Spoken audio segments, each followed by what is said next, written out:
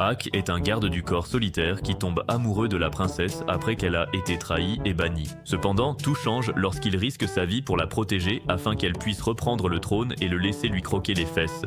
Tout commence dans le royaume de Koka, où la princesse Yona, l'unique héritière du trône, se coiffe car son chéri vient la voir. C'est alors que Ak, son garde personnel, arrive et lui dit que ses cheveux vont bien mais qu'il n'en dirait pas autant de son cerveau. Aussitôt, Yona commence à frapper Ak, mais le roi Paku leur dit de se calmer, car ils sont amis depuis l'enfance. Ak lui dit alors de bien se tenir, car Suwon est là, alors Yona sort de la pièce en courant pour le voir et finit par le percuter. Le voir la met en émoi, mais Suwon lui tapote la tête comme à un bébé et dit qu'il est là pour son anniversaire.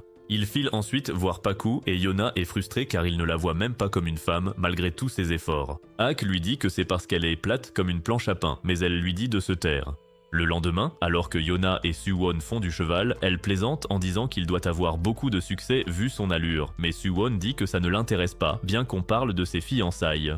Pour le rendre jaloux, Yona lui dit qu'elle va aussi se fiancer et finit par désigner Ak comme son fiancé, ce qu'elle regrette plus tard.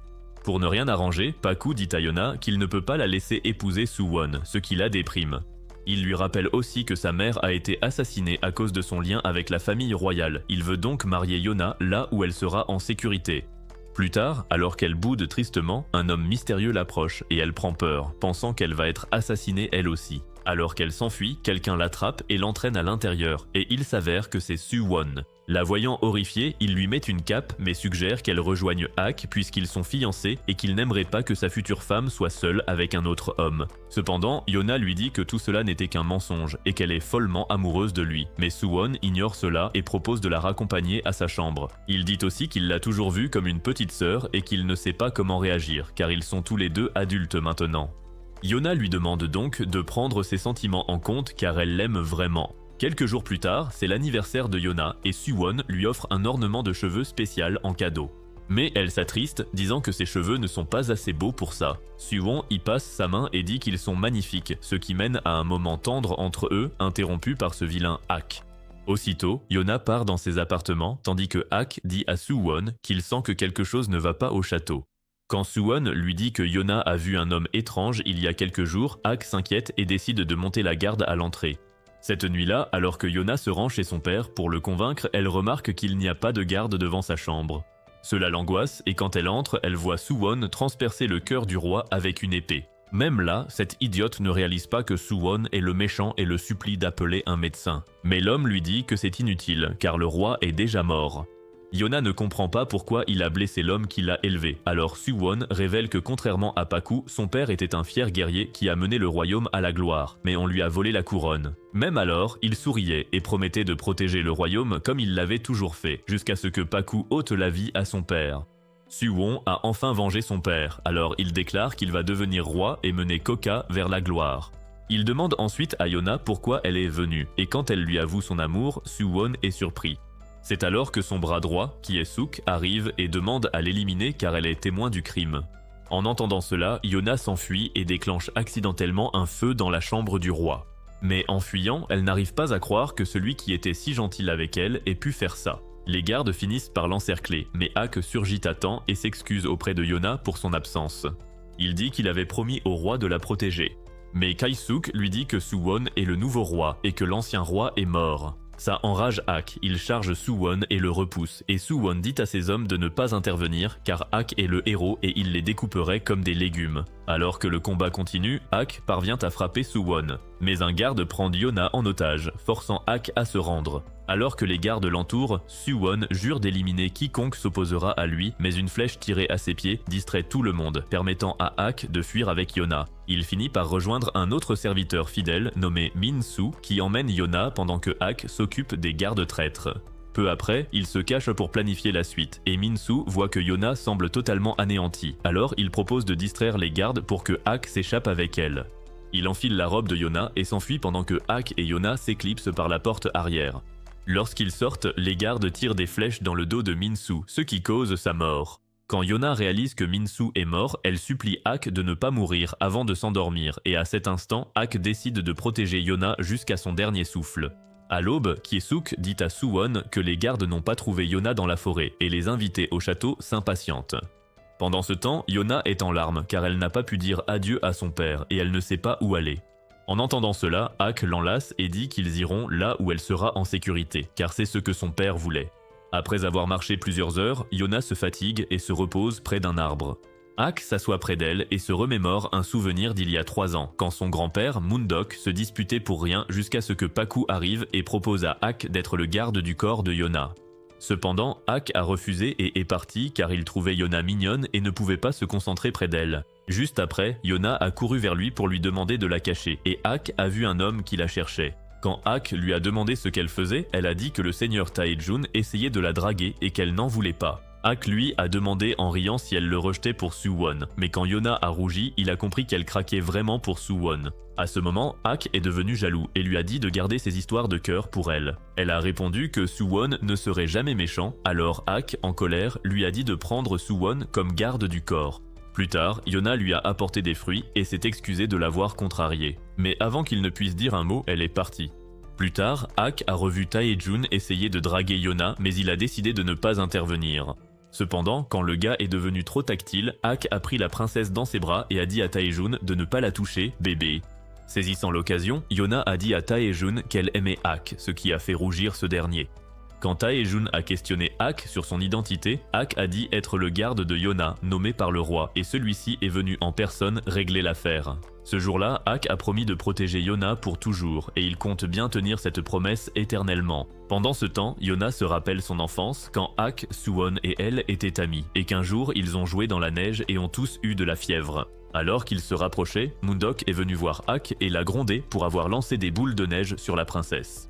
Peu après, le père de Suwon, Yoo-hon, est aussi venu le voir, et après lui avoir dit fermement de combattre la fièvre, il est parti.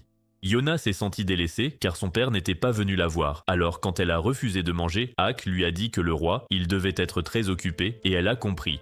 Cette nuit-là, Yona a eu faim et on lui a servi de la bouillie, mais c'était si mauvais qu'elle a failli vomir. C'est alors que le roi Paku est entré et a dit qu'il l'avait préparée pour s'excuser de ne pas être venu plus tôt, ce qui l'a rendue heureuse. Quelques jours plus tard, ils allaient tous mieux et Suwon regrettait presque car il adorait passer du temps avec eux. Ce jour-là, ils ont décidé d'être amis pour toujours, mais au réveil, Yona fond en larmes quand la réalité la rattrape. Plus tard, elle refuse de manger et va se doucher sous la cascade, mais quand des sangsues s'attachent à elle, Ak les retire à la main. Ak trouve ensuite l'ornement que Suwon a offert à Yona et il le garde avec lui. Cette nuit-là, Yona se rend compte que l'ornement a disparu, alors elle va dans la forêt pour le chercher. Cependant, elle tombe sur un serpent, et quand il tente d'attaquer, Ak arrive pour la sauver, mais se fait mordre à sa place. De retour au camp, il lui rend l'ornement, car le but de Ak est qu'elle reste en vie, même si cela signifie s'accrocher à un passé destructeur. Plus tard, Yona demande où ils vont, et Ak lui répond qu'ils se rendent chez lui, sur le territoire de la tribu du vent. Une fois arrivé, Ak frappe les gardes qui dormaient en service et ils sont choqués de revoir leur général après 3 ans. Alors que les villageois arrivent et demandent si Yona et sa femme, Ak réalise que la nouvelle de la mort du roi n'est pas encore parvenue ici. À ce moment, Yona s'évanouit, alors Ak la porte et demande à un garde si le grand-père Mundok est là. Le garde dit qu'il a été convoqué à une réunion urgente des 5 tribus au château, ce qui l'étonne car Ak est le général. À la réunion, on dit aux autres généraux que Ak a tué le roi Il et pris Yona en otage, mais Suwon leur ordonne de ne pas ébruiter cela et de rester unis. Ils doivent aussi nommer un nouveau roi, et comme Yona a disparu, les généraux choisissent Suwon. Cependant, Mundok ne vote pas car il n'est pas général, et il sait aussi que Suwon ne raconte que des mensonges. Plus tard, le général Kang demande à Suwon de tuer Yona et Ak pour éviter qu'il ne révèle la vérité, mais Suwon est sûr que Ak se taira pour protéger Yona. Pendant ce temps, Yona se réveille et voit un jeune garçon la soigner, et quand il lui apporte de la nourriture chaude, elle fond en larmes. Le garçon se présente comme étant Tae, le frère de Ak, et lui demande si elle est l'amie de Ak.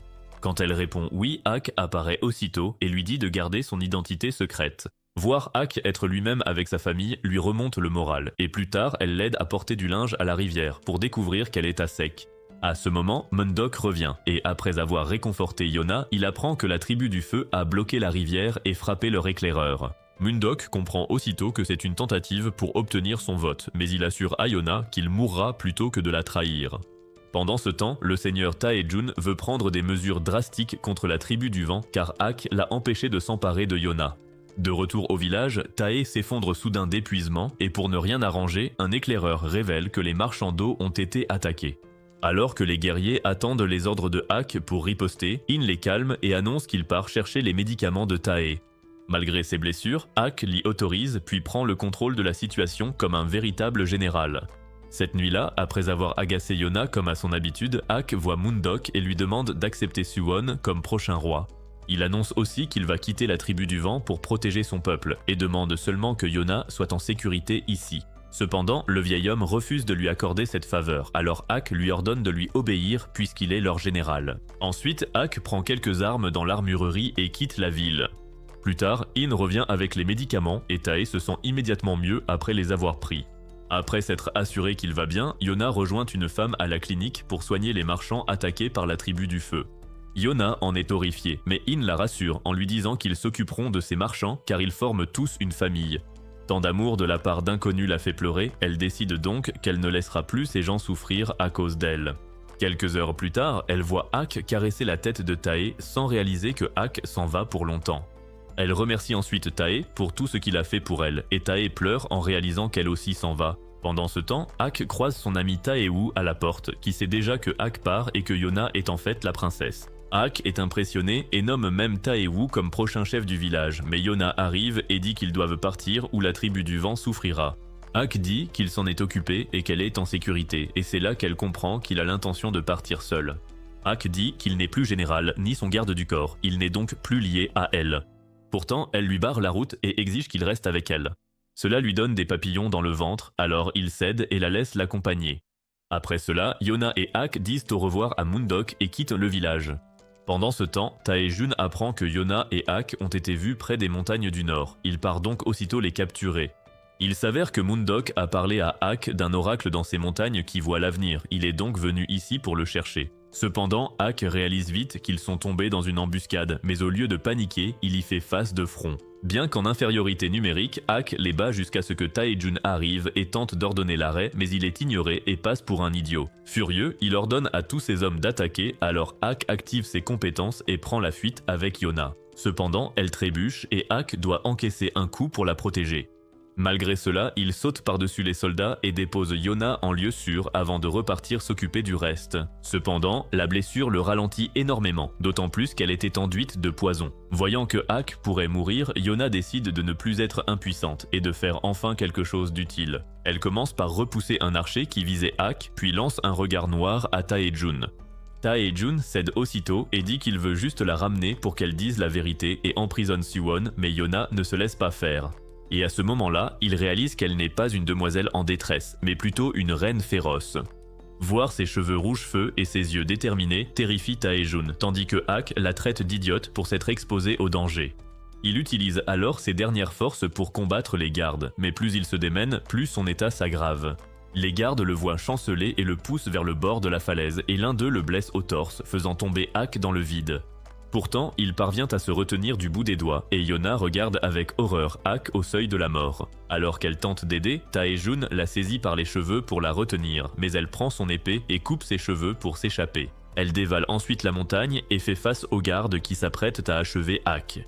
Aussitôt, Tae-jun leur ordonne de ne pas blesser Yona, et le feu dans ses yeux les intimide également. Ak lui dit de fuir, mais elle refuse de le voir mourir et tente de le remonter avant qu'ils ne tombent tous deux dans la forêt.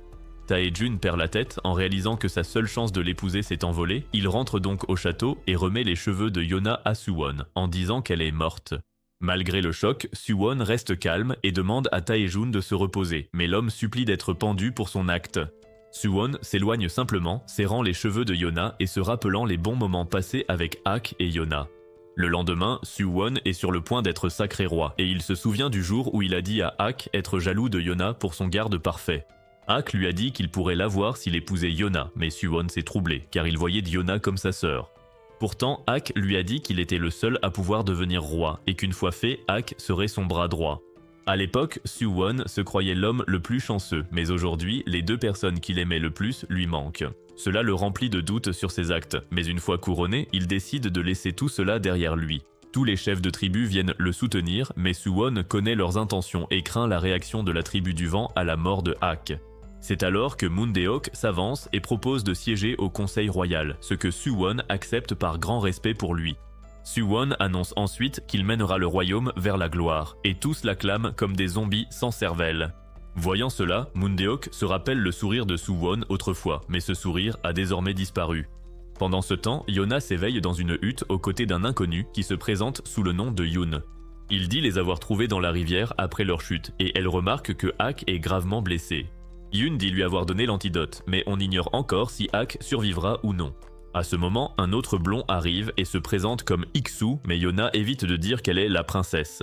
Étonnamment, Iksu le sait déjà et prétend que les dieux l'ont prévenu, et Yona se demande si cet idiot est l'oracle dont parlait Mundok. Plus tard, Ak finit par s'éveiller avec une forte fièvre, alors Yoon lui donne vite des médicaments. Yona le supplie de sauver Ak, mais Yoon lui dit d'être poli, car elle ne l'a pas remercié, ni Ak d'ailleurs, qui a failli mourir pour elle. Alors que Yona reste sans voix, Iksu l'assure que le destin de Ak n'est pas encore de mourir. Il invite ensuite la princesse à marcher, et après avoir retrouvé ses esprits, elle revient remercier Yoon de l'avoir sauvée. Yoon ne répond pas, alors elle admet son ignorance et lui demande de l'instruire sur les oracles. Sur ce, Yoon lui explique que les oracles avaient autrefois autorité sur le roi, mais que son grand-père, se sentant menacé, a chargé son oncle Yuhon de les chasser. Cette nuit-là, Yona se réveille et voit que Ak est parti. Elle fait 2 pas dehors avant de s'étaler comme une idiote. Elle crie alors le nom de Ak et il surgit juste derrière elle, lui disant de ne pas réveiller toute la ville. Le voir plaisanter la fait pleurer et elle avoue se sentir mal car il s'est blessé en essayant de la protéger. Elle lui dit aussi de ne pas mourir et voyant le désespoir dans ses yeux, Ak se penche pour l'embrasser. Pourtant, cette idiote lui cogne le front car elle pensait qu'il essayait simplement de vérifier sa fièvre. Il remarque alors ses cheveux, et elle dit les aimer courts, même si Suwon lui disait préférer ses cheveux longs. En apparence, elle semble oublier le passé, mais Ak remarque qu'elle garde toujours son ornement. Le lendemain, Yona trouve Iksu en train de méditer et s'approche pour voir qu'il est en larmes. Il dit que les dieux ont un plan pour Yona et lui demande si elle aimerait en savoir plus à ce sujet. Elle accepte et Iksu récite alors ces mots. « Quand les ténèbres s'abattront sur le monde, le sang du dragon ramènera la vie. Selon l'antique serment, lorsque les 4 dragons se réuniront pour protéger le roi, le dragon écarlate renaîtra à l'aube. » Aussitôt, Yona se rappelle l'histoire du dragon rouge Iryu venu des cieux pour régner, mais les humains l'ont trahi.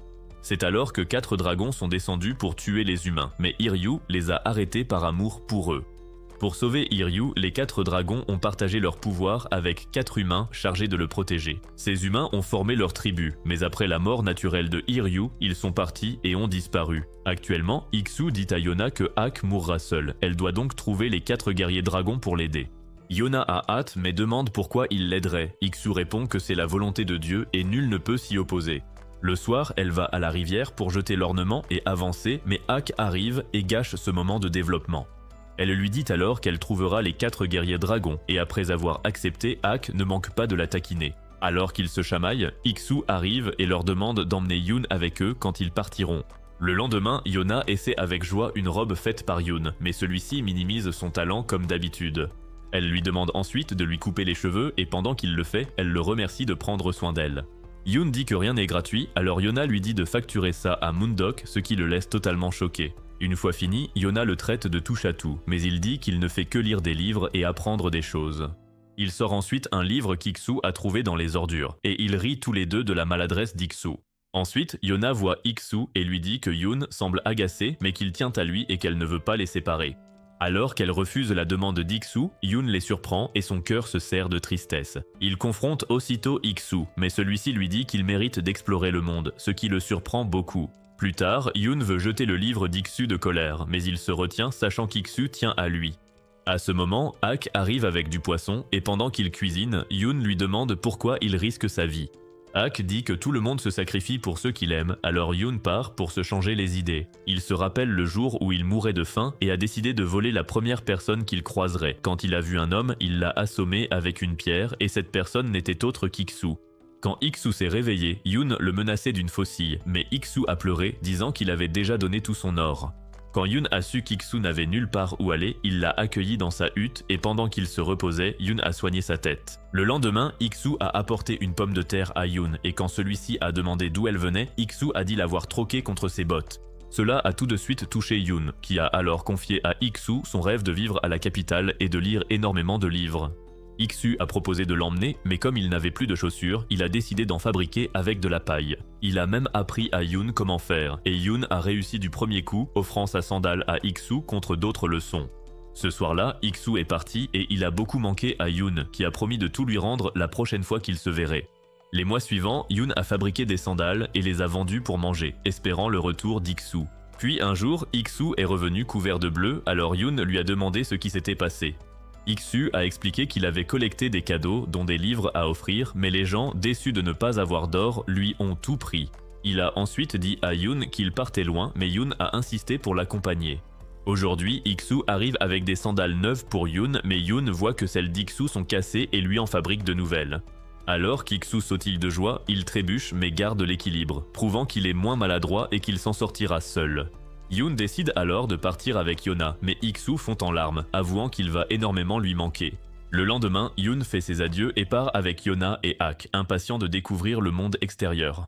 En chemin, ils croisent un marchand et Yoon échange ses remèdes maison contre un peu de riz. En continuant, Ak se rappelle qu'Ik-Soo a dit que les 4 guerriers dragons vivent séparés, l'un d'eux étant dans l'Empire Kai, ce qui les oblige à traverser Koka. En route, ils passent devant un champ, et Yona réalise que toute la nourriture qu'elle aimait au château pousse ici. Plus tard, dans une taverne, Ak semble anxieux, alors Yona lui dit de faire ce qu'il a en tête pendant qu'elle reste avec Yoon. Malgré son inquiétude pour sa sécurité, Ak les laisse un instant et se rend dans une armurerie pour prendre un nouvel arc. À la taverne, Yona apprend que Suwon a été couronné roi, ce qui signifie que la tribu du vent l'a accepté et est désormais en sécurité. Cependant, cet homme a tué son père, alors elle s'enfuit, frustrée. Yoon la suit dans les rues, mais en apercevant des gardes royaux, il se cache rapidement pour les laisser passer. À ce moment, Ak les rejoint et les fait sortir de la ville, où Yona s'excuse pour son imprudence. Ils poursuivent leur voyage quelques jours, jusqu'à ce que Yona, frustrée, demande à Ak de lui apprendre à manier l'épée. Ak lui demande si elle est prête à tuer, mais Yona répond qu'elle peut au moins se défendre ou s'échapper avec une épée. Sur ce, Ak lui tend l'arc, et quand elle réclame une épée, il refuse, car son Moondok ne voulait pas qu'elle porte d'armes. À contre-cœur, elle accepte l'arc, mais quand elle tente d'abattre un oiseau pour manger, elle le rate. Après que Ak lui a appris à manier l'arc, elle se concentre intensément et, après s'être exercée jour et nuit, elle finit par y arriver. Le lendemain, Yoon remarque ses mains meurtries et lui dit qu'elle a beaucoup progressé, tout en lui conseillant d'oser tuer avec son arme. Des heures plus tard, alors qu'il marche, Yona s'arrête pour chasser un animal, mais elle ne fait que l'égratigner. Elle se sent mal car blesser un animal est plus cruel que de le chasser pour se nourrir, alors Ak lui dit de ne plus hésiter. Il dit à Yoon de partir devant et reste avec Yona, lui demandant de le viser pendant qu'il saute. Après que Yona a raté tous ses tirs, Ak lui dit qu'elle n'a pas l'intention de tuer et lui demande d'imaginer qu'elle tire sur Suwon. Aussitôt, elle tire une flèche qui érafle la joue de Ak et en pleurant, elle dit qu'elle est prête à tuer pour le protéger comme il la protège. Sur ce, Ak l'enlace et lui dit de ne pas lui donner d'espoir. Après ça, il se dirige vers le village dans la brume pour finalement trouver les affaires de Yoon au sol. Pendant l'inspection, une voix leur dit de partir ou de subir la colère de Dieu, mais Ak dissipe la brume et voit qu'ils sont entourés d'une douzaine d'archers. Au début, ils sont hostiles, mais en voyant les cheveux pourpres de Yona, ils la reconnaissent et l'emmènent au village du Dragon Blanc. Pendant ce temps, Yoon est enfermé dans une cage, suppliant qu'on le libère et se demandant si Ak et Yona sont en sécurité. À ce moment-là, il voit le chef leur faire visiter et le gars pète un câble. Après l'avoir libéré, le chef explique que leur village est bâti pour protéger le guerrier dragon blanc, et comme leur dieu dragon avait aussi les cheveux rouges, ça fait de Yona une célébrité dans le coin. Il révèle aussi que bien qu'ils soient tous des descendants du dragon blanc, un seul d'entre eux possède le pouvoir dans sa main droite. Il s'avère que le gars, Kija, est extrêmement protégé par le village, et ça le frustre car il veut rencontrer son maître. Cependant, il n'en aura peut-être jamais l'occasion de son vivant, et pour couronner le tout, sa gouvernante veut qu'il arrête d'être une poule mouillée et qu'il se marie. Juste après, il aperçoit Ak de sa fenêtre et sort immédiatement pour voir de quoi il s'agit. Quand il leur demande ce qu'ils font là, Yona se retourne pour le regarder et le gars a des papillons dans le ventre. Quelques secondes plus tard, son sang de dragon s'éveille et en s'évanouissant, il réalise que Yona est la personne que son cœur désire. À son réveil, il se prosterne immédiatement devant Yona, tout comme le reste du village, ce qui la laisse perplexe. Quand ils commencent à l'appeler roi, elle leur dit qu'elle n'est pas un roi et qu'elle cherche le pouvoir des 4 dragons pour protéger ses amis.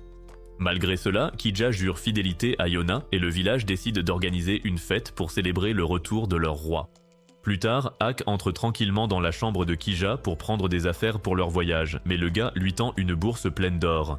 Il dit ensuite à Ak de partir car il suffit à Yona, alors Ak l'emmène voir la princesse et lui dit que l'homme lézard a perdu la tête. Quand Yona apprend que Kija veut que Ak s'en aille, elle refuse aussitôt car Ak est important pour elle. À ces mots, Ak commence à ricaner jusqu'à ce que Yona dise au dragon blanc qu'elle a aussi besoin de son aide pour que Ak ne meure pas. Le dragon blanc s'illumine aussitôt et accepte d'aider car il pense que Ak est trop faible pour protéger Yona, ce qui crée une rivalité entre eux. Le lendemain, tout le monde vient dire au revoir au dragon blanc et sa gouvernante lui donne des tas de choses à emporter pour la route. Après des adieux émouvants, Kidja et les autres partent à la recherche des 3 autres guerriers dragons, et par chance, Kidja peut sentir leur position car il est lié à eux. Yoon lui demande de localiser le guerrier dragon le plus proche, alors Kidja détecte que le dragon bleu est le plus près et demande aux autres de le suivre. Yoon n'est pas vraiment convaincu car Kidja n'est jamais sorti de chez lui, mais le gars affirme avec assurance avoir étudié les terres voisines. Juste après, il se ridiculise en tombant dans un trou et se met à hurler comme une fillette en voyant des insectes. Une fois sorti, Ak se moque de lui en le traitant de mauviette, et alors qu'ils se disputent, ils sentent soudain un groupe d'hommes approcher. Ak dit aussitôt à Yona et Yoon de se cacher, et quelques secondes plus tard, Ak et Kidja sont encerclés par une bande de brigands. Quand l'un d'eux s'approche trop de Kidja, il demande à Ak s'il peut les découper, et après son accord, Kidja active enfin ses pouvoirs de dragon pour la première fois et anéantit les bandits. Sa force choque non seulement Yona, mais aussi Ak qui décide de frimer à son tour, tout en se moquant de Kidja en l'appelant le serpent blanc. Cela provoque une petite dispute entre eux, mais il passe vite à autre chose, et Ak finit par intimider Kidja par sa propre puissance. Alors que Yona observe en silence, Yoon lui dit que c'est l'occasion idéale d'utiliser son arc, alors elle décide de s'y essayer. Quand l'aide de Yoon arrive, elle repère un gars caché derrière un arbre et lui touche la main. À ce moment, un bandit attrape Yona par derrière, mais ses 2 admirateurs le neutralisent immédiatement. Ensuite, Kidja se vante d'avoir abattu 28 hommes, mais Ak dit nonchalamment en avoir eu 40, ce qui rend Kidja jaloux. Soudain, Kidja tombe à genoux car il est épuisé par le combat, mais Ak lui dit d'être fier car il est le seul à l'avoir jamais impressionné en duel. Après ça, Ak s'effondre aussi, et Yoon remarque que le gars a lutté si fort que ses plaies se sont rouvertes, ce qui choque Kidja. Comme la nuit tombe, Kidja porte Ak et ils commencent à chercher un endroit où loger. Ce soir-là, Kidja leur parle du clan du Dragon Bleu, qui vivait sur les terres de la tribu de la Terre, mais qui a disparu sans laisser de traces.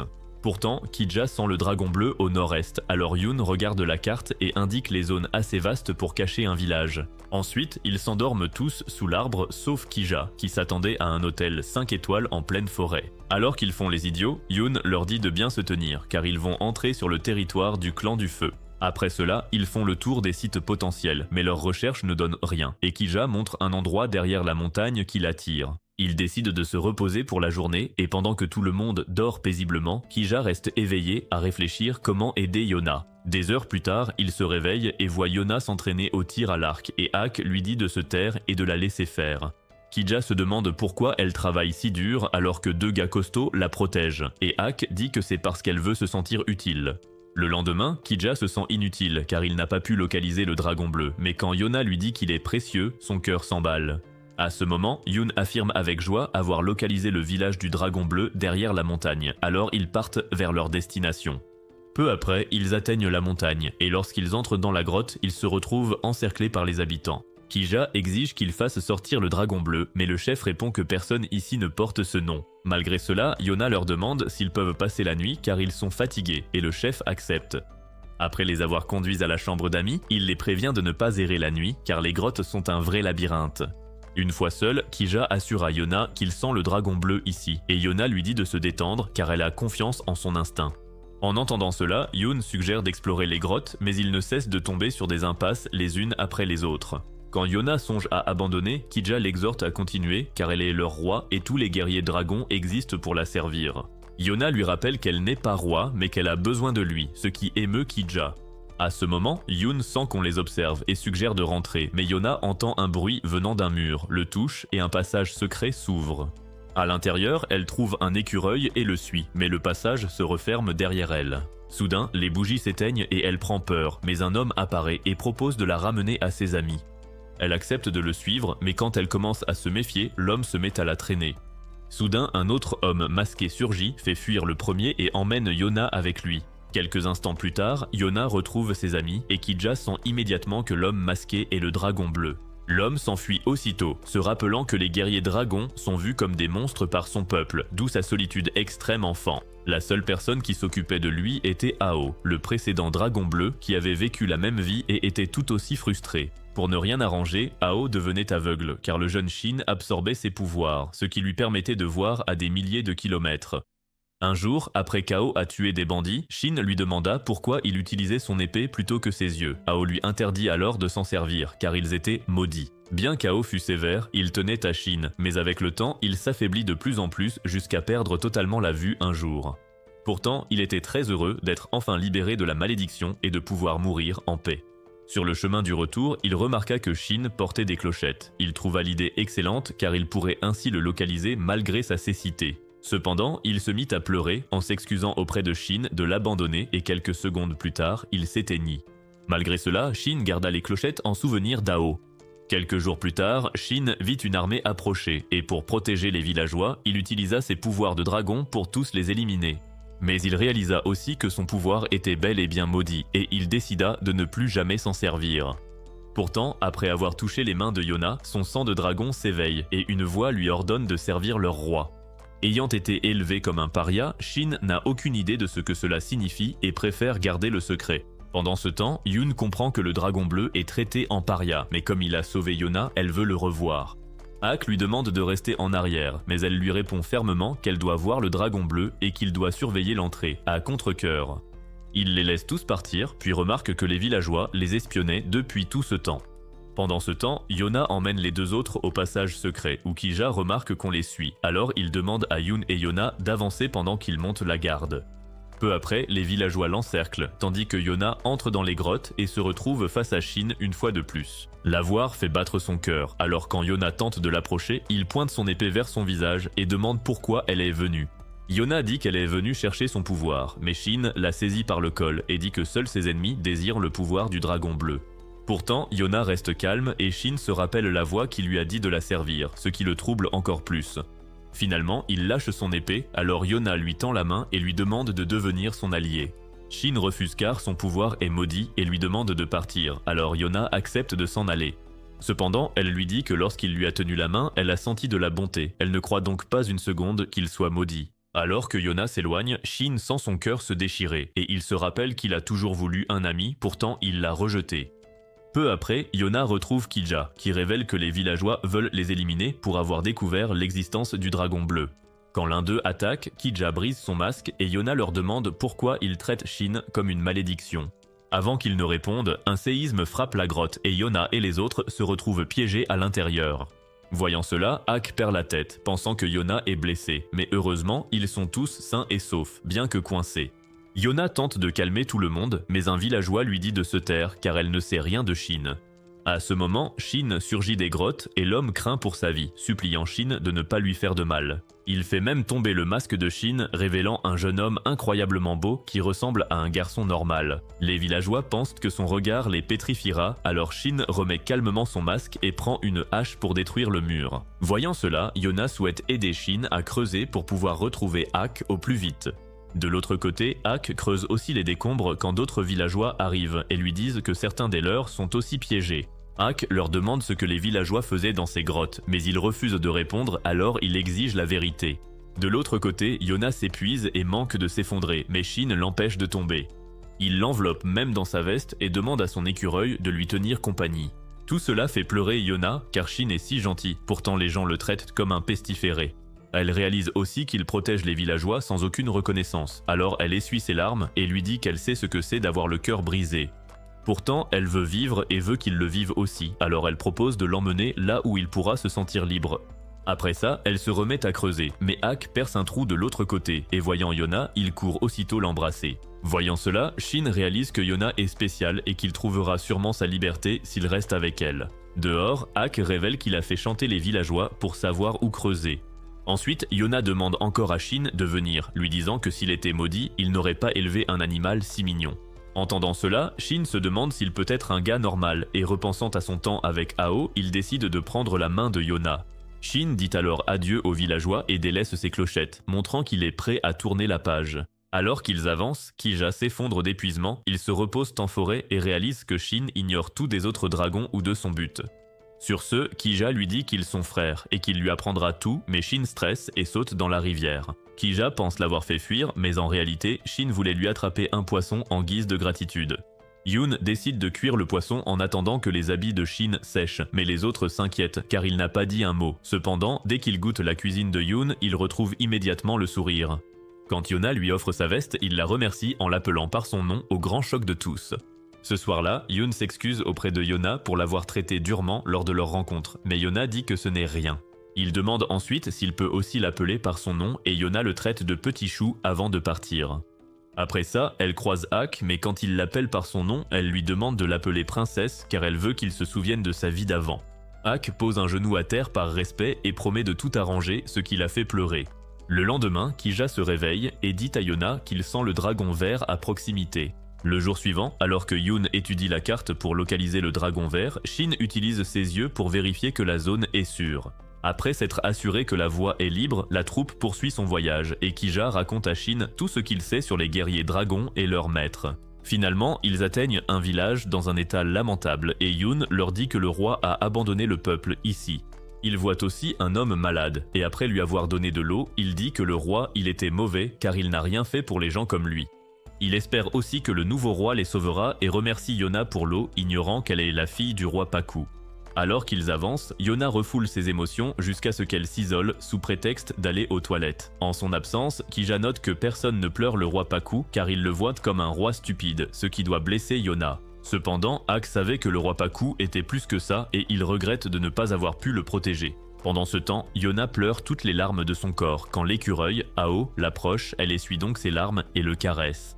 Cette nuit-là, alors que les autres se reposent, Yona s'exerce au tir à l'arc, mais fond soudain en larmes au souvenir que le roi Paku ne voulait pas qu'elle porte d'armes. Pendant ce temps, Suwon arrive à Chishin, la capitale de la tribu de la Terre, où le général Geontae se plaint à son aide, Cheol, de l'ennui de cette vie paisible. À l'arrivée de Suwon, Cheol dit même à Geontae de s'habiller plus respectueusement avant de voir le nouveau roi et le général du ciel, Judo.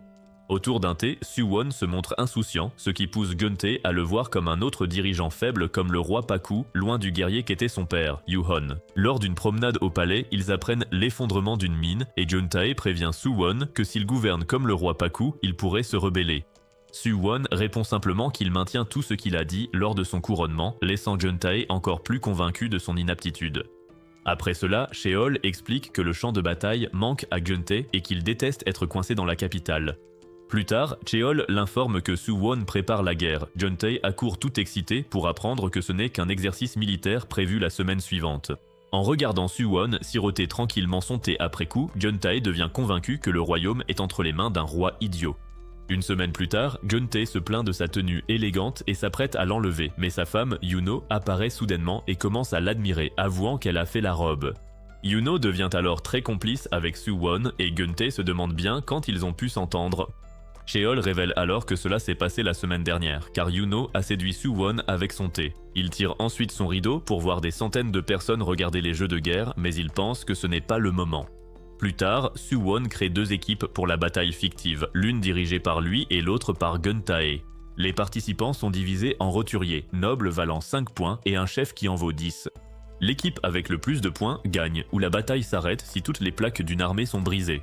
Les rois ne peuvent combattre que d'autres rois, les nobles que des roturiers, et les roturiers que des rois. Lorsqu'une plaque est brisée, le participant devient prisonnier mais peut être ranimé si un équipier lui donne une plaque de rechange. En entendant les règles, Geontae dit à Judo que les rois ne peuvent même pas se battre, et il pense que c'est parce que Suwon ne sait pas se battre. Cependant, Judo s'offusque et défend Suwon car il lui doit de l'argent, laissant Geontae perplexe. Peu après, les jeux commencent, et au début, Suwon se tient devant comme s'il allait diriger, pour finalement s'enfuir à l'arrière comme un lâche. Après cela, les roturiers de Suwon attaquent Geontae, mais un noble de son équipe les élimine tous. Quand 3 nobles de l'équipe de Suwon attaquent, Geontae les élimine facilement et la foule se déchaîne. Ensuite, Geontae se retrouve face à Judo, et alors qu'il est concentré sur le combat, Judo lui dit de faire attention à Suwon. C'est alors que Geontae voit Suwon faire semblant de tomber et provoquer un tir ami de l'autre équipe avant de courir chez l'ennemi et de désarmer un noble. Son épée s'envole et aurait brisé la plaque de Geontae s'il n'avait pas esquivé, et Geontae se demande si c'était intentionnel ou un accident. Suwon donne ensuite des plaques de rechange à ses coéquipiers tombés, et alors qu'il s'enfuit, une rafale de vent couvre l'arène de poussière. Juste après, 2 hommes de l'équipe de Suwon manquent de battre Geontae, et ils lui disent que Suwon leur a ordonné de bouger avec le vent. Jeon-tae comprend enfin que Soo-won fait semblant d'être un idiot, alors il s'en prend directement à lui. Cependant, Geun-tae réalise qu'il est le dernier homme debout de son armée, alors Soo-won propose de recommencer et de lui donner une autre chance. Jeon-tae décline fièrement son offre et les deux rois s'affrontent de toutes leurs forces. Après une brève démonstration de ses vrais pouvoirs, Soo-won trébuche exprès et perd le duel, accordant 10 points à Geun-tae. Jeon-tae bat ensuite 4 autres nobles avant de perdre, mais il gagne assez de points pour que son équipe l'emporte. Le lendemain, Yuno dit à Geun-tae que des marchands sont intéressés par l'achat de son thé spécial. C'est alors qu'un ancien arrive et dit à Jeon-tae que des marchands veulent acheter les bijoux qu'il portait lors de la bataille fictive. En entendant cela, Soo-won part tranquillement, alors quand Jeon-tae félicite Yuno pour le thé et la robe, elle dit qu'elle n'a servi que les gens recommandés par Soo-won et même les bijoux ont été choisis par lui. À ce moment-là, Soo-won est déjà parti et il révèle que son but était de faire comprendre à Jeon-tae son importance pour son peuple et de stabiliser son économie. Pendant ce temps, Jeon-tae réalise enfin que Soo-won est en fait un génie et développe un nouveau respect pour lui. Pendant ce temps, Yona et les autres voyagent pendant des jours jusqu'à atteindre la ville portuaire d'Awa et ils demandent à Kija si le dragon vert est ici. Kija confirme qu'il l'est, mais comme ils sont tous épuisés, Yoon suggère de se reposer pour qu'ils reprennent des forces et aillent explorer la ville. Yoon le leur interdit car ils se font trop remarquer, mais Ak est déjà venu souvent, alors il part seul chercher des provisions. Quand Yona insiste pour l'accompagner, il lui dit qu'elle a l'air fatiguée et doit se reposer, ce qui la flatte et l'agace en même temps. En arrivant au marché d'Awa, il voit des gardes harceler une femme, alors Ak intervient pour les corriger, avant de voir un homme aux cheveux verts nommé Jae-ha faire de même. Quand d'autres gardes arrivent, ils emmènent la fille pour se cacher, et quand Ak demande à l'homme qui il est, celui-ci disparaît. L'homme saute alors du toit et atterrit sur un navire, où il retrouve son capitaine, Gigan, et l'informe que les dragons bleus et blancs sont arrivés en ville. La nuit, Kija et Shin sentent aussi Jae-ha alors qu'ils partent à sa recherche le lendemain. Ak retourne en ville pour chercher des armes. Cependant, Yoon soupçonne Ak de cacher quelque chose car d'habitude, il ne laisse jamais Yona seule. Peu après, ils atteignent tous l'endroit où ils ont senti Jae-ha et trouvent un bateau pirate. Mais soudain, sa présence disparaît. Pendant ce temps, Jae-ha trouve Ak en ville et lui dit que les gardes le recherchent et qu'il devrait se cacher. Il emmène ensuite Ak dans une fête où les filles s'extasient devant son regard froid. Ak demande alors à Jae-ha pourquoi les gens semblent sans vie à Awa et Jae-ha est impressionné par sa perspicacité. Il dit à Ak qu'un seigneur nommé Kumji a beaucoup de pouvoir ici et que les gens ont peur de lui. Jae-ha pense que Kumji mène des affaires louches ici, ajoutant que la pire chose à faire à un homme est de lui ôter sa liberté. Ak lui demande s'il a eu un passé traumatisant, mais juste à ce moment, Yoon et Yona appellent Ak de l'extérieur. Il les rassure vite en disant qu'il n'est pas venu pour draguer, pour s'apercevoir que Jae-ha a déjà disparu. Yoon révèle qu'il est venu ici parce que Kija a senti le dragon vert dans les parages. Pendant ce temps, Jae-ha est intimidé par l'aura de Yona et se demande qui elle est. Ignorant cela, il se dit qu'il n'est pas un esclave né pour servir un maître et qu'il échappera à son destin quoi qu'il arrive. Pendant ce temps, tout le monde gronde Ak pour sa conduite quand il les tire soudain dans une ruelle, car des gardes sont apparus. Ak ne veut pas dire ce qui s'est passé, mais la dame d'hier arrive et le remercie de l'avoir sauvé, ce qui l'oblige à tout raconter. La dame révèle aussi que les hommes de Kumji enlèvent les femmes qu'ils veulent sans conséquence et Yona comprend enfin pourquoi les gens semblent déprimés. Ak est surpris qu'elle l'ait remarqué, mais la conversation dévie sur le bateau pirate trouvé sur le rivage. La dame révèle que ces pirates protègent en fait la population contre Kumji. La nuit, alors que les hommes de Kumji font de la contrebande de drogue, Jae-ha et Gigan interceptent leurs navires et les corrigent sévèrement. Après avoir brûlé les navires, les pirates de Gigan demandent s'ils doivent tuer les trafiquants, mais elles refusent qu'ils portent le fardeau du meurtre car elles les aiment, ce qui les émeut. Ensuite, Gigan demande à Jae-ha s'il va bien, mais il dit ressentir une sensation étrange depuis que ses guerriers dragons sont arrivés en ville. Il lui parle aussi de Ak, un homme fort et beau, alors elle suggère de recruter Ak pour leur cause qui est de libérer la ville de Kumji. Le lendemain, Ak et ses amis explorent la ville quand ils passent devant une boutique pillée par les hommes de Kumji. Yona enrage en voyant cela, mais aucun d'eux ne peut intervenir car cela attirerait trop l'attention. Malgré leur frustration, le groupe continue, mais Ak dit soudain qu'il doit faire quelque chose et s'en va. Pendant ce temps, Jae-ha rit d'un avis de recherche mal dessiné de Ak quand celui-ci apparaît soudain et lui montre qu'il y figure aussi. Le voyant si mal dessiné, Jae-ha retire vite l'affiche et la brûle. Après ça, Jae-ha tente de recruter Ak en disant qu'il est l'homme de ses rêves. Mais Ak lui dit qu'il est plus droit que la barre de pole dance de sa mère. Comme Jae-ha insiste, Ak le frappe au visage, mais le gars sourit, ce qui fait fuir Ak à toutes jambes. Il tombe vite sur Yona et les autres qui ont senti le dragon vert ici, ignorant qu'il se cache sur le toit. Cependant, Jaeha perd l'équilibre et tombe pile devant Kija. Entre-temps, Yona retourne au magasin saccagé et voit un couple déprimé dont le fils a été roué de coups. Le garçon ne bouge plus et après que Yoon l'a examiné, il fait signe qu'il est mort. Voyant cela, Yona fond en larmes et jure de réparer cette injustice. D'un autre côté, Jaeha raconte toute son histoire à Kija sur son envie de fuir son destin, mais Kija s'en fiche et le traîne voir les autres. Jaeha lui dit simplement qu'il ne veut pas être esclave de son destin et part pour retomber sur Ak qui en a déjà marre. Jaeha demande à Ak de voir son capitaine, mais Ak refuse, alors il reste pour le convaincre. À ce moment, Yona arrive et Jaeha s'agenouille aussitôt alors qu'une voix lui dit de la servir.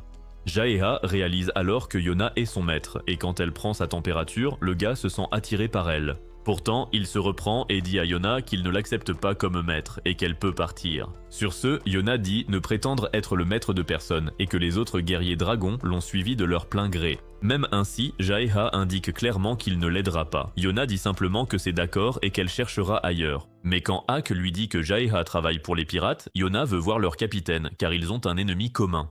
Jaeha accepte d'organiser une rencontre demain, mais plus tard, Yoon s'énerve qu'elle n'en ait pas discuté avec eux. Plus tard, Ak lui demande pourquoi elle a lâché Jaeha alors qu'elle a insisté pour lui, et Yona répond que c'est parce qu'il est spécial, ce qui amuse Ak. Le lendemain, il voit Jigan qui accepte de les aider s'ils battent tous ses hommes en duel. Comme prévu, les héros les battent sans même transpirer. Jigan les recrute tous les trois avant de demander à Yoon ses talents. Il dit être non combattant, mais savoir soigner, cuisiner et créer des bombes. Jigan le garde aussi, mais dit à Yona de déguerpir car elle ne sait rien faire. Kija proteste en disant que Yona vient quoi qu'il arrive, mais Yona dit que Gigan a raison et promet de prouver sa valeur. Voyant le feu dans ses yeux, Gigan la teste avec une mission périlleuse et lui demande de cueillir du senjuzo. L'équipage est choqué, mais Gigan leur dit de se taire avant d'expliquer que le senjuzo est une herbe médicinale du cap brumeux qui accélère la guérison. Yona accepte, alors Gigan révèle qu'elle devra franchir une falaise abrupte, mais Yona ne faiblit pas. Jaeha l'emmène à la falaise et lui montre le chemin, tout en sachant que c'est une tâche impossible pour Yona. Malgré sa peur, Yona descend et quand elle manque de tomber, ses jambes se bloquent et elle appelle sa maman. Jaeha l'encourage en disant qu'il n'y a pas de honte à abandonner, surtout parce qu'il la protège inconsciemment. Pourtant, Yona refuse d'abandonner et continue d'avancer au grand choc de Jaeha. Il réalise que cette jeune femme est plus féroce et forte qu'elle n'en a l'air, alors il décide de la suivre pour s'assurer qu'elle ne meurt pas. Cependant, il lui dit qu'il ne l'aidera pas, mais Yona dit que c'est d'accord, et sa seule présence suffit à lui donner du courage. Peu après, ils atteignent une corniche trop étroite pour Jaeha, alors Yona continue seule, s'encourageant jusqu'à atteindre enfin une petite ouverture où pousse la fleur. Pendant qu'elle les cueille, Gigan remarque qu'une tempête approche et Yona pourrait se retrouver coincée si elle ne se dépêche pas. En entendant cela, Ak exige que Gigan lui montre le chemin vers la falaise. Pendant ce temps, Jaeha demande à Yona de se dépêcher, mais alors que Yona sort, une grosse vague l'emporte, ce qui fait que Jaeha se mouille. Alors qu'il la cherche frénétiquement, il entend la voix de Yona et voit qu'elle est suspendue à une racine. Il propose son aide, mais elle refuse car elle a promis à Gigan qu'elle le ferait toute seule.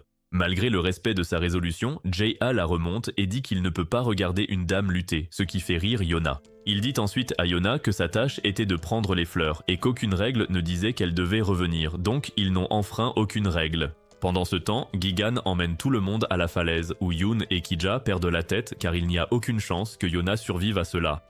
Kija veut la secourir mais Gigan l'arrête car Yona a accepté le travail pour gagner sa place dans l'équipe. Les garçons craignent qu'elle ne meure, mais juste à ce moment, Shin montre la falaise et il voit Yona revenir avec l'herbe. Yoon va immédiatement l'embrasser et la traite d'imbécile pour leur avoir fait peur, et elle s'excuse. Elle remet ensuite les fleurs à Gigan, mais admet que Jaeha l'a aidée, alors elle annonce qu'elle va recommencer seule cette fois. Entendre cela fait rire Gigan, et elle note que Yona est le genre de personne qui prendrait une balle pour ses camarades, et c'est exactement le genre de personne qu'elle veut dans son escouade. Cela signifie essentiellement que Yona a réussi le test, alors tout le monde la félicite d'être dans l'équipe. Pendant ce temps, Ak soupire de soulagement, mais il remarque aussi que Jaeha a l'air épuisé, et c'est parce que Gigan l'avait chargé de protéger Yona à tout prix, et il a failli échouer. Il admet qu'il n'a jamais rencontré quelqu'un comme elle, et Ak dit qu'il ne le sait que trop bien, car il est avec elle depuis l'enfance. Jaeha demande s'ils sortent ensemble, mais Ak dit que non, et ajoute qu'elle est sous sa responsabilité. Cependant, Jaeha pense qu'il y a plus que ça, alors Ak lui dit de se mêler de ses affaires. Ce soir-là, Ak s'interroge sur ses sentiments pour Yona et la trouve en train de pleurer seule. Quand il s'approche d'elle, elle essuie rapidement ses larmes, mais il voit que ses mains sont toutes meurtries parce que les herbes étaient épineuses. Elle a retiré les épines avec une aiguille non stérilisée, alors Ak propose de nettoyer ses plaies avant qu'elles ne s'infectent. Alors qu'il lui nettoie les mains avec du miel, elle demande si elle est devenue forte comme lui maintenant, et cela le fait se demander ce qu'il ressent pour elle. Sans réfléchir, il commence à lécher ses plaies pour retirer les épines, mais Yona s'agite et s'enfuit. Cette nuit-là, Gigan remercie Yona d'avoir apporté l'herbe et admet qu'elle ne veut pas perdre plus de monde. Elle révèle aussi que c'est son dernier travail et qu'elle dissoudra l'équipage après, mais son plus gros problème est Jaeha, car il considère ce navire comme sa maison. Yona dit qu'elle aimerait beaucoup la voir, mais il ne veut pas venir. Mais Jaeha arrive et dit qu'il est attentionné, bien qu'il ne veuille pas garder Yona.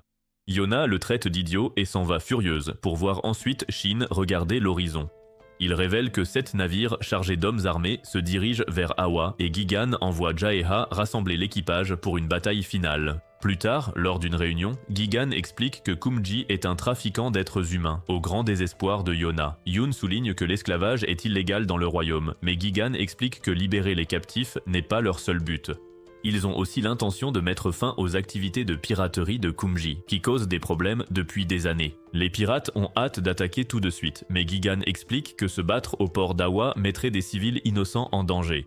Au lieu de cela, il prévoit d'attirer l'ennemi dans une bataille navale entre Awa et l'Empire Kai. Après un discours inspirant pour remonter le moral de tous, Gigan finalise le plan, tandis que Yona espère secrètement voir Awa restaurée un jour. Plus tard, Jaeha fait visiter la ville à Yona pendant que les pirates se préparent pour la bataille à venir. Alors qu'ils cheminent ensemble, Yona lui dit qu'elle se sent étonnamment à l'aise avec lui, laissant Jaeha troublée par ce compliment inattendu. En explorant, ils aperçoivent le carrosse de Kumji passer dans les rues et se cachent sur un toit à proximité. Jaeha explique que les habitants évitent Kumji parce qu'ils sont terrifiés à l'idée d'être enlevés par ces hommes. Peu après, ils croisent une jeune fille déguisée en garçon. Elle révèle qu'elle a commencé à s'habiller ainsi après avoir vu son amie se faire enlever par des trafiquants après être entrée dans une boutique suspecte. Jaeha promet de secourir son amie et la rassure sur le fait qu'elle sera en sécurité. Lorsqu'ils se regroupent, Jaeha rapporte que l'ennemi devrait passer à l'action dans 2 jours.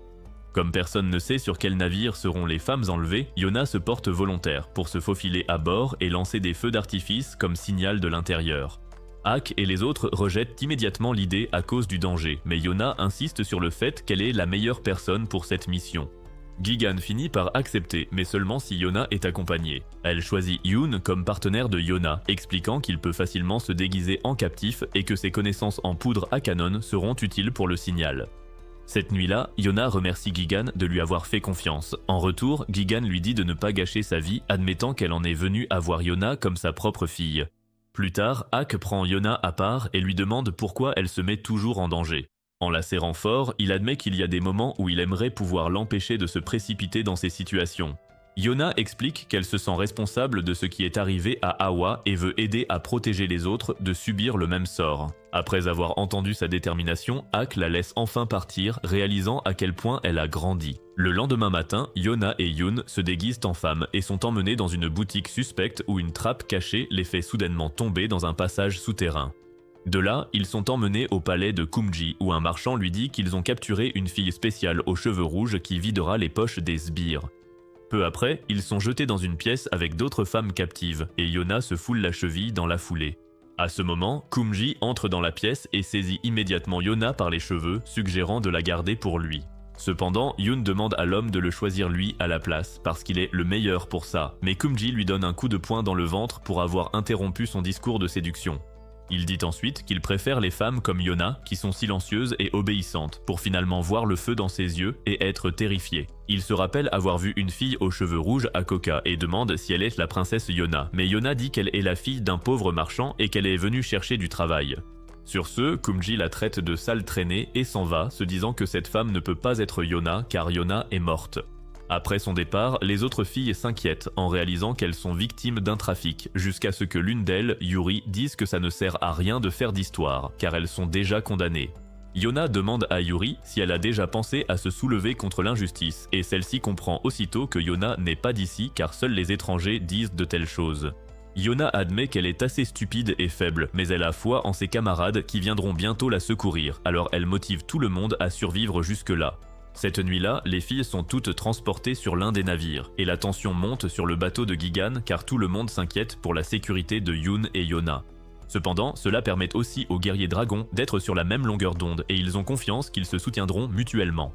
Quand Gigan signale que les navires ont commencé à bouger, Gigan leur ordonne de lancer la mission de sauvetage. Pendant ce temps, Yona se libère avec l'aide d'Ao, et quand un garde vient voir d'où vient le bruit, elle le touche avec une fléchette tranquillisante et Yoon l'assomme.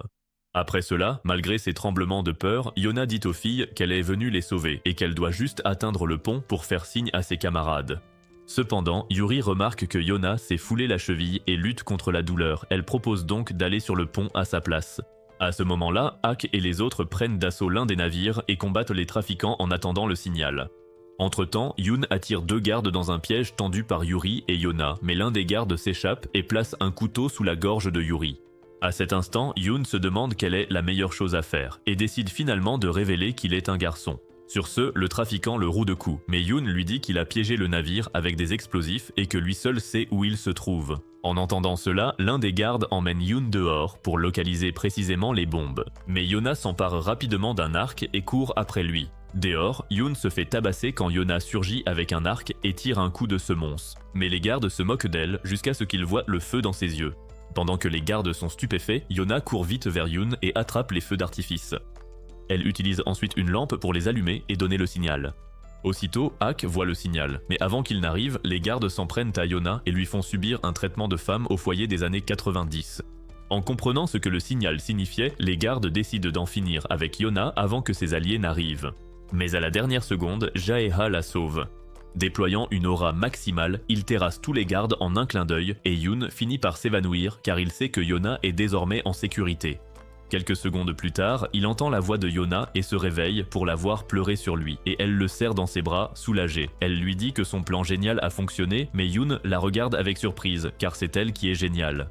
Peu après, des trafiquants d'autres navires assaillent Jaeha mais Shin arrive et sauve à nouveau Yona. Jaeha révèle alors que comme Shin a une vue perçante et lui des jambes puissantes, ils sont tous deux venus ici au plus vite. Kija et Ak ne peuvent pas bouger aussi vite, alors ils arrivent lentement en prenant le contrôle des autres navires. Il s'avère que ces deux-là font un concours pour voir qui en élimine le plus, mais un type manque de les surprendre avant que Gigan ne l'élimine avec un couteau de lancer et dise à ces idiots de rester concentrés. Elle révèle aussi que la moitié des navires ont été capturés et qu'il ne reste plus qu'à les attirer vers Kumji. Elle leur demande de se dépêcher pour qu'ils puissent aller faire les yeux doux à Yona, mais Kija s'empresse de dire qu'il n'est qu'un fidèle serviteur de Yona et rien de plus. À ce moment, d'autres hommes arrivent, alors le duo s'unit pour les anéantir. Shin et Jaeha mènent leur propre combat pendant que Kumji se cache dans l'un des navires, et ces hommes l'informent qu'une captive a poussé d'autres filles à se rebeller contre les gardes, provoquant cette situation. Immédiatement, Kumji comprend qu'il s'agit de cette fille aux cheveux rouges avec ce feu dans le regard. Quand l'un de ces hommes suggère de battre en retraite, le type lui pointe un arc au visage et lui demande s'il propose de fuir comme des lâches. Il rappelle qu'il a mis 30 ans à bâtir tout ce qu'il possède et qu'il n'abandonnera pas face à une gamine et quelques pirates. Dehors, Yoon indique à Jaeha où se cache Kumji, avant de voir Yona fixer ce navire avec détermination. Jaeha fait alors irruption dans le pont inférieur et combat des gardes jusqu'à atteindre la chambre de Kumji. Celle-ci a été vidée. C'est parce que le type s'est enfui comme un poltron, affirmant fièrement qu'il n'y a aucune honte à reculer et qu'il reviendra avec plus de mercenaires. Cependant, Shin repère son bateau, alors Jaeha utilise sa jambe de dragon pour bondir vers lui. Kumji utilise son arc pour l'attaquer en plein vol et parvient à le toucher avec une flèche. Mais avant qu'il ne puisse achever Jaeha, il ressent soudain l'aura menaçante de quelqu'un. Il regarde alors autour de lui et voit des cheveux rouges, c'est Yona qui pointe son arc sur son front. Kumji se pisse dessus devant la simple présence de Yona et il se remémore le jour où il a vu Yona pour la première fois. Cela confirme que la personne qui le vise est bien la princesse. Et lorsqu'elle lâche sa flèche, celle-ci transperce le cœur de Kumji et met fin à ses jours. Yona prend alors un instant pour s'excuser auprès de son père, qui n'a jamais voulu qu'elle porte une arme, sous les yeux choqués des autres. Sur ce, le soleil se lève et la bataille est terminée. Il retourne donc à Awa et libère toutes les captives. Yona remercie ensuite Yuri et les autres filles d'avoir risqué leur vie, et Gigan demande aux filles de rassembler tout l'alcool possible pour une fête digne de pirates. Plus tard, alors que tout le monde s'amuse, Yona se promène en ville en espérant que son aide sera utile au peuple et demande à son père si elle est devenue forte. Soudain, elle réalise qu'elle s'est éloignée des autres et se dépêche de revenir avant de bousculer quelqu'un. Alors que l'homme l'aide à se relever, elle regarde son visage et est choquée de voir qu'il s'agit de Soo-won. Yona est submergée par les souvenirs de la nuit où Soo-won lui a tout pris et elle se met à trembler quand il finit par la reconnaître. Soo-won est choqué, mais il suppose que Hak l'a protégé tout ce temps et explique qu'il n'est venu à Awa que pour enquêter sur le seigneur Kumji. Avant qu'il ne puisse t'en dire plus, ses gardes arrivent. Alors il cache vite Yona sous sa cape et dit nonchalamment à Judo qu'il était occupé avec une fille de joie. Judo le réprimande pour s'être laissé distraire et rapporte que Kumji a disparu. À ce moment, Yona tente discrètement de saisir l'épée de Soo-won, mais il l'en empêche doucement. Après le départ de Judo, Soo-won dit à Yona qu'il a encore quelque chose d'important à accomplir avant de pouvoir mourir, puis lui fait ses adieux. Après cela, Soo-won s'en va, mais Yona est si bouleversée qu'elle fond en larmes. Peu après, Hak la retrouve et comprend immédiatement ce qui s'est passé. Pendant ce temps, Soo-won dit à Judo et aux gardes qu'il n'y a plus rien à faire à Awa et le groupe se prépare à rentrer au château. Bien que Yona essaie de paraître joyeuse après avoir rejoint les autres, elle cache mal sa douleur, bafouillant dans les conversations avant de finir par s'enfuir. Hak intervient discrètement pour la couvrir, puis dit plus tard à Jae-ha qu'il doit rester concentré, laissant ce dernier surpris par la détermination intense dans ses yeux. Un peu plus tard, Hak trouve Yona seule dans un champ, où elle lui dit qu'elle quitte Awa et lui demande s'il continuera de voyager avec elle. Il accepte sans hésiter, et quand il remarque les autres qui écoutent en secret, Yona sourit et les invite à les accompagner aussi. Cette nuit-là, Yona voit Jae-ha sur une falaise et lui dit qu'elle ne lui demandera plus de venir, mais quand elle part, il l'arrête, incapable de la laisser s'en aller. Après que Yona s'est endormie, Jae-ha tente de faire reposer les pirates, mais ils sont trop tristes de son départ pour dormir. Une fois que tout le monde se calme enfin, il voit Gigan en privé et admet que Yona a changé son cœur, les poussant à se souvenir du jour de leur rencontre. Le lendemain matin, les pirates se rassemblent pour dire au revoir à Yona et aux autres, bien que Jae-ha soit introuvable. Avant leur départ, Gigan donne à Yona des conseils sincères et un sac de fleurs de Senjuzo, laissant Yona en larmes alors qu'elle la remercie d'une étreinte. Alors que le groupe poursuit son voyage, Shin sort soudainement Jae-ha d'un arbre voisin où il s'était caché. Admettant qu'il ne peut se résoudre à laisser Yona derrière lui, Jae-ha décide enfin de se joindre à leur voyage. Mais avant que l'émotion ne monte, Hak le frappe sur la tête avec le plat de sa lame pour avoir essayé de draguer la princesse. Plus tard, Yona mentionne qu'ils doivent encore trouver le dragon jaune, alors Jae-ha et Kija rivalisent pour savoir qui le trouvera en premier pour l'épater. Ignorant leur bavardage, Yoon demande à Hak de l'aider à monter le camp, sans savoir qu'un visage amical les observe en secret. Alors que Yona aide aux préparatifs, l'homme s'assoit près d'elle et loue ses talents. Yoon lui demande qui il est, il répond qu'il n'est qu'un voyageur, mais il a clairement besoin d'un bain. Voyant cela, Yona l'invite à manger, et alors qu'il se régale, les guerriers dragons révèlent que ce garçon est le dragon jaune, ce qui choque tout le monde. Le garçon se présente comme Zeno et confirme être le dragon jaune, et quand on lui demande s'il les a sentis, il dit être un gars cool qui s'en moque. Kija lui demande alors pourquoi il n'a pas réagi à Yona, leur maître, mais Zeno dit qu'il a réagi car elle est trop mignonne. Kija parle de l'éveil de leur sang de dragon et de la voix qui leur a parlé, mais Zeno n'a rien ressenti de tel. Yona parle à Zeno de sa mission de recruter les guerriers dragons et lui demande de les rejoindre, ce qu'il accepte sans hésiter. Il dit avec enthousiasme qu'il n'a rien d'autre à faire et que leur cuisine est excellente, donc il les rejoint volontiers. Hak dit alors à Kija que Zeno a rejoint le groupe encore plus vite que lui, ce qui le rend jaloux. Kija demande à Zeno quel est son pouvoir, et Zeno répond aucun, mais que son corps est robuste. Hak le frappe pour tester, et Zeno s'effondre en pleurant, ce qui fait douter les autres qu'il soit le dragon jaune. Kija s'énerve car Zeno a gâché sa vie malgré un tel don, mais il est aussi ravi qu'ils soient enfin tous les quatre réunis. Le soir, Yona porte du bois quand Zeno propose de l'aider, et elle dit ressentir une chaleur jaune venant de lui, confirmant qu'il est le dragon jaune.